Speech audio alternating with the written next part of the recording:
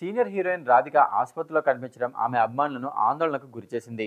ఎప్పుడూ గలగలా తిరుగుతుండే రాధిక సడన్ గా హాస్పిటల్ బెడ్పై ఉన్న పిక్ ని షేర్ చేస్తూ మహిళా దినోత్సవం రోజు మహిళలు బలంగా ఉండాలని, సవాలు ఎదురైనా ధైర్యం కోల్పోవద్దని, అన్నిటినీ ధైర్యంగా ఎదుర్కోవాలంటూ శుభాకాంక్షలు తెలిపారు.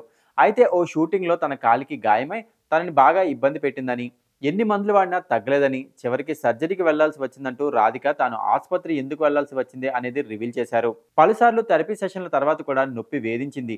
అందుకే సర్జరీ చేయించుకున్నట్లుగా రాధిక చెప్పారు. నొప్పి ఉంది కదా అని భయపడకూడదు. అన్ని ప్లానింగ్ ప్రకారమే జరగాలి. సర్జరీకి ముందు తన షూటింగ్ కమిట్మెంట్లన్నీ పూర్తయ్యేలా చూసుకున్నాను. షూటింగ్ చేసేటప్పుడు తీవ్రమైన నొప్పిని భరించాల్సి వచ్చేది. కోలుకునే సమయంలో తనను దగ్గరుండి చిన్నపిల్లలా చూసుకున్నందుకు తన భర్త శరత్ కుమార్కు రాధిక సోషల్ మీడియా వేదికగా కృతజ్ఞతలు తెలిపారు.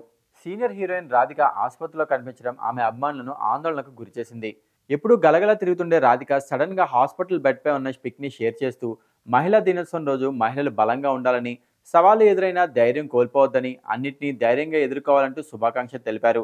అయితే ఓ షూటింగ్లో తన కాలికి గాయమై తనని బాగా ఇబ్బంది పెట్టిందని, ఎన్ని మందులు వాడినా తగ్గలేదని, చివరికి సర్జరీకి వెళ్లాల్సి వచ్చిందంటూ రాధిక తాను ఆసుపత్రి ఎందుకు వెళ్లాల్సి వచ్చింది అనేది రివీల్ చేశారు. పలుసార్లు థెరపీ సెషన్ల తర్వాత కూడా నొప్పి వేధించింది. అందుకే సర్జరీ చేయించుకున్నట్లుగా రాధిక చెప్పారు. నొప్పి ఉంది కదా అని భయపడకూడదు. అన్ని ప్లానింగ్ ప్రకారమే జరగాలి. సర్జరీకి ముందు తన షూటింగ్ కమిట్మెంట్లన్నీ పూర్తయ్యేలా చూసుకున్నాను.